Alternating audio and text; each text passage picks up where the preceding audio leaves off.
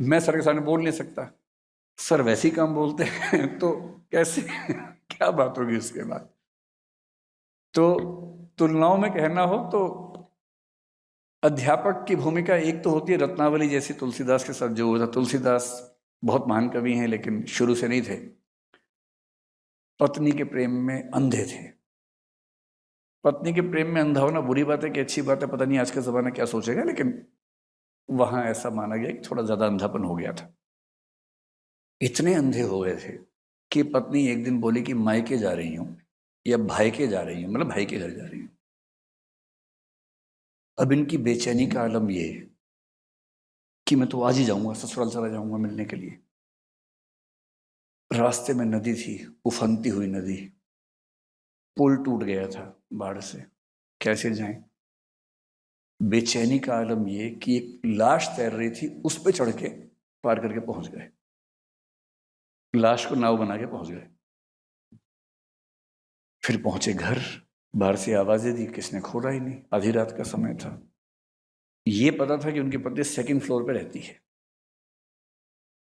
एक रस्सी देखी, रस्सी चढ़ के पहुंचे सेकंड फ्लोर पे, नॉक किया, पत्नी ने दरवाजा खोला, चौंक गई कि ये यहाँ कैसे पहुंचे, सेकंड फ्लोर पे कैसे आ गए।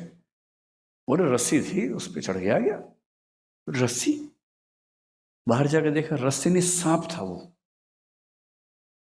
आदमी जब अंधा होता है प्रेम वासना में तो सांप पे चढ़ के सोचिए कोई जा रहा है।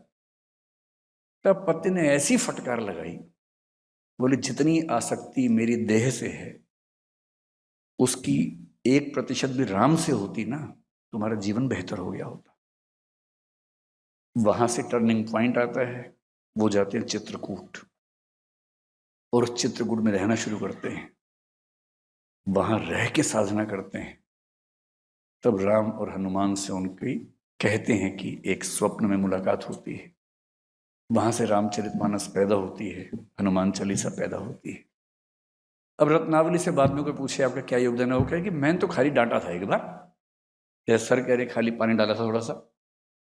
और वो डांट कितनी क्रांतिकारी है, विद्योत्तमा न डांटती कालिदास को तो वो कभी कालिदास न बनता। एक मूर्ख किस प्रकार व्यक्ति बना रहता जीवन भर, विद्योत्तमा की डांट ने ही उसको कालिदास बनाया।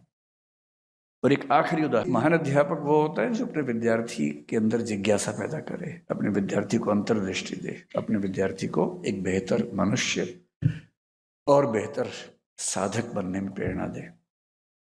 इन्हीं शब्दों के साथ ये कहते हुए कि मैं कितना भी कह लूं उस एहसान के नजदीक भी नहीं पहुंच पाऊंगा जो मुझ पे है। भाषा की अपनी सीमा होती है, उन सीमाओं के तहत जो कहना संभव था वो मैंने कहा, कहूंगा। आज का भाषण भी जो आपने सुना है वो भी मेरा नहीं था, वो भी यहां से आया है। धन्यवाद।